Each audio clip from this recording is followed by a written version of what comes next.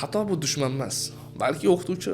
Keling, Stiv Jobs hayotiga qarasak. U insonlar bilan ishlash uslubi va o'ziga haddan tashqari ishonganligi. Bitta xatoni qildingiz, undan to'g'ri xulosa olmasdan yana o'sha xatoni qilyapsiz. Bu tanlov arab tilida juda zo'r ta'rif bilan keladi.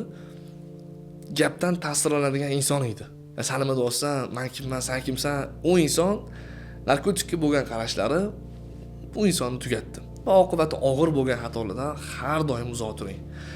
Shunda balki hayotda maza qilib yashaysiz.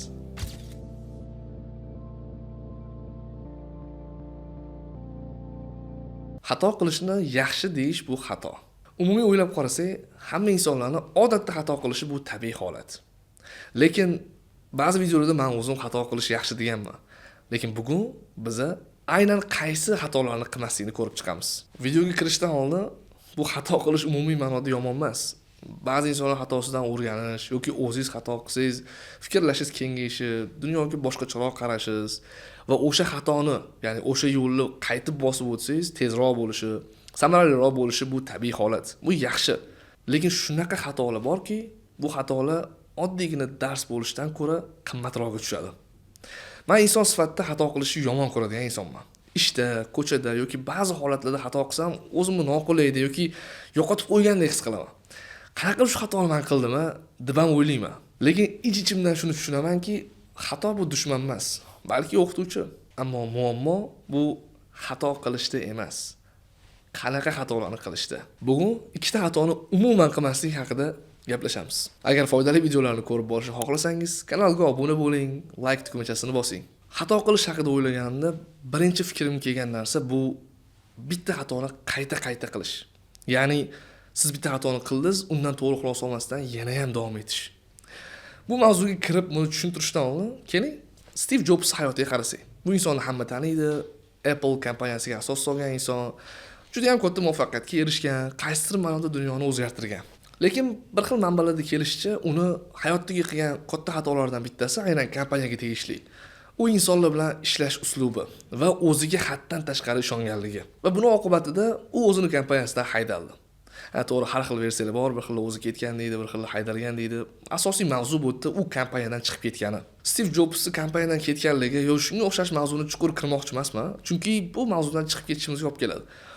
Biza u qilgan xatoni hozir muhokama qilishimiz kerak. U qilgan xatosini tushundi va undan kerakli tajribani oldi va keyingi kompaniyani qurishga muvaffaq bo'ldi. Endi tasavvur qiling, u mag'rurlik qilib yoki bu xato emas deb tan olmasdan yana o'sha xatoni qilganda u ikkinchi kompaniyani qurishga erisha olarmidi?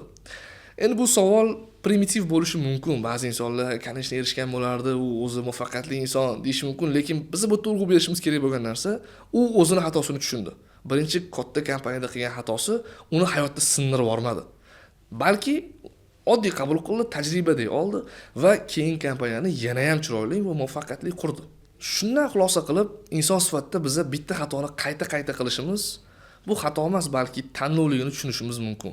Bitta xatoni qildingiz, undan to'g'ri xulosa olmasdan yana o'sha xatoni qilyapsiz. Bu tanlov va eng yomoni mash tanlov ozgina vaqt o'tgandan keyin odatga aylanib qolishi ham mumkin. Agar hayotga qarasak, odatda hayot bizani birinchi xatoda sindirmaydi. Agar siz u xatodan to'g'ri xulosa olmasdan yana hayotda xuddi o'sha xatoni qaytadan qilsangiz, unda muammo kattalashishi va siz kutgandan ko'ra yomonroq oqibatga olib kelishi mumkin. O'shaning uchun ham bitta xatoni qayta qilish bu xato emas, balki tanlov. Stiv Jobs misol keltirishdan oldin ko'rib chiqdim hayotini, o'zi qaysidir ma'noda ma'lumotim bor edi, lekin to'g'riroq bo'lish uchun ko'rib chiqdim. Juda o'rganuvchan inson bo'lgan ekanda o'zi. Mana shu keltirilgan ma'lumot ham, ya'ni o'ziga qattiq ishonganligi, keyin boshqa insonlar bilan ishlash uslubi ham o'ziga ishonch ustiga qurilgan ekanda, xullas. O'shani tushunib, bu hamma kadr, bu individual shaxs alohida yondashish kerak degan tushunchani keyin kelib, o'sha ikkinchi kompaniyasini hozir hammamiz bilamiz, unga ortiqcha kirish hojati yo'q. O'shaning uchun ham bitta xato bu birinchisi bu bo'ldi. Qildingiz, tushunib, keyingi marta qilsangiz endi tanlov bo'lishi aniq-da bu. O'zi tarixdagi boshqa muvaffaqiyatga erishgan insonlarni ham ko'rsa, arab tilida juda zo'r ta'rif bilan keladi. Gapdan ta'sirlanadigan inson edi. Ya'ni bitta gapdan ta'sirlanish insonni inson sifatida muvaffaqiyatga erishtirib oladi. Chunki u insonning xatosini siz borib, "Oka, mana shu joyda nima qilyapsiz? Noto'g'ri bu ish" deb tushuntirsangiz, Haligi inson bo'l shu gapdan xulosa olib, vaziyatga tepadan qarab, yechib keturganda, "Ya'g'i bu nima, bu odam fikri, bo'lmagan fikr bu" demagan demoqchiman. Shuning uchun ham balki shu inson muvaffaqiyatga erishishiga sabab bo'lgandir. Stiv Jobs ham mana shunaqa kategoriyadagi inson bo'lgan ekan. Bitta xatoni qilish, undan to'g'ri xulosa ola olmasdan yana o'sha xatoni qilish bu ko'p yutqizadigan insonlarning xarakteri bo'lsa kerak deb o'ylayman. Lekin atrofga qaraydigan bo'lsak, hamma ham qilgan xatosidan xulosa olmaydi. Balki muvaffaqiyatning kaliti qilgan xatodan xulosa olishdadir. Bu holatga tegishli emas-u, lekin shunga aloqador bo'lgan ajoyib misol bor. Hayotda siz bir joyda ishlashingiz mumkin. Sizni xo'jayingiz, menejeringiz yoki kim bo'lsa ham tashqaridan siz uni ko'rib, "Ha, bu insonning falon xatosi bor ekan" deysiz. Ko'pchilik o'zi jur'at qilmaydi, lekin jur'at qiladigan odam ham borib, "Mana shunaqa ish bo'ldi, bu noto'g'ri holat" deb tushuntirsa, haligi insonni ishxonadagi mavqei bu insondan baland bo'lganligi uchun ham balki shudir, balki boshqa sababdir. "San nima deyapsan? Men kimman, sen kimsan?" ga o'xshagan so'zlarni gapirib, bundan xulosa olmaydi. Va o'sha xatoni boshqa insonlarning oldida ham qilib yuraveradi. Bundan biz to'g'ri xulosa olishimiz kerak. Bu bilan hammani eshiting, kim nima fikr bildirsa, har doim fikr o'shanda bo'lsin demoqchi emasman. Siz fikrni eshitasiz, sizdan uni eshitish, undan keyin uni to'g'rilab hayotingizga tatbiq qilish bu sizning o'zingizning qo'lingizda. Ikkinchi xato bu oqibati og'ir bo'lishini bilib turib, shunga qarab yurish yoki his-tuyg'u bilan qaror qabul qilish. Ya'ni oqibati og'ir bo'lgan narsalarga. Bu joyda men shaxsan o'ylayman, muammo insonni bilmasligida emas. Qilingan qarorni to'xtab, shoshilmasdan o'ylab ko'rmaganligida. Bunga hozir juda ham zo'r misol keltiramiz, yana ham yaxshi tushunarli bo'lishi uchun. Bitta xatoni ko'rib turibsiz yoki xatoligini bilib turibsiz va unga qadam tashlaysiz. Oqibati ham og'ir. Bu bizni hech qachon qilmasligimiz kerak bo'lgan xatolardan bittasi. Hamma bilgan Mike Taysonga qaraydigan bo'lsa, u ayni mana shu mavzuga tushadi. Boks bilan jahonga tanilgan inson.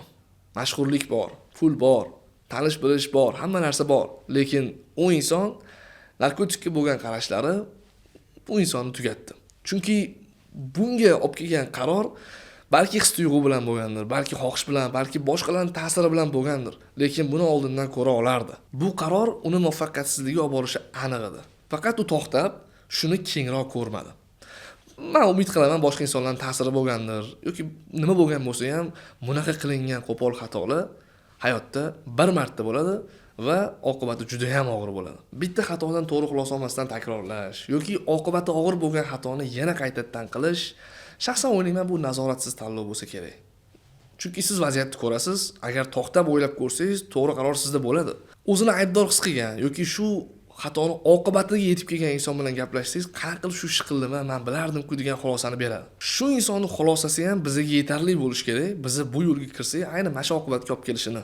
Xullas, hamma xato qiladi, ba'zilar undan o'rganadi, ba'zilar undan o'rganmaydi. Biz fokus qilinishimiz kerak bo'lgan narsa bitta xatoni hech qachon qaytarmang va oqibati og'ir bo'lgan xatolardan har doim uzoq turing. Shunda balki hayotda maza qilib yashaysiz. Yana foydali va qiziqarli kontentni ustida ko'rishguncha